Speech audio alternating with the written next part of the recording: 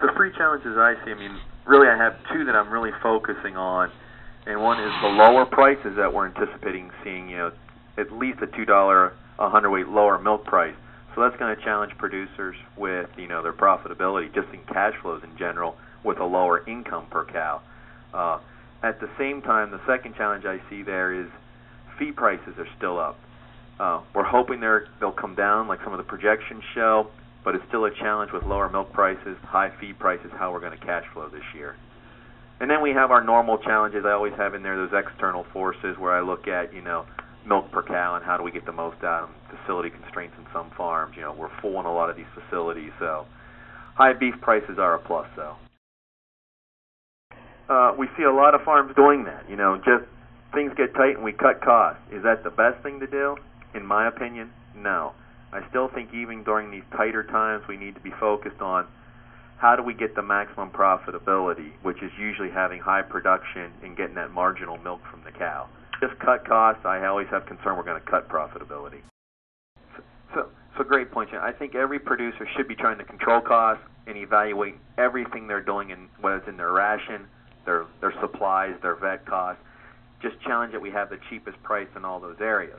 However, in those areas that we cut that sacrifice production or cow comfort tend to decrease milk, tend to decrease profitability.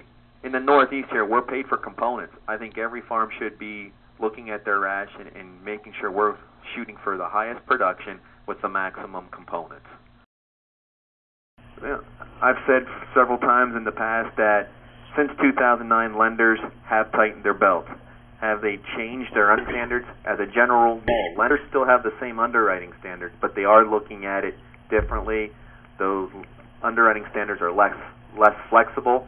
So as we go into, in the dairy industry, I think producers need to be aware that lenders aren't as flexible as they have been in the past. So cash reserves, lines of credits paid down, those liquidity measures they can do to help themselves through the next downturn are really essential, and lenders are looking at that. I'm going to stick to the same old answer I've given to this one for the last several years. As we look at those highly successful farms compared to the least profitable farms, it's attention to details. Again, some of those things we talked about, they're always shooting for the highest component levels, that income over feed costs. They're challenging themselves to have low cost but with high production. But what I mean by all that is they manage. They spend time managing the business, not just doing. They'll focus on, the day-to-day management, the finances, the cash flows, but they also may be out breeding cows and milking cows. But that management time is essential in those successful farms.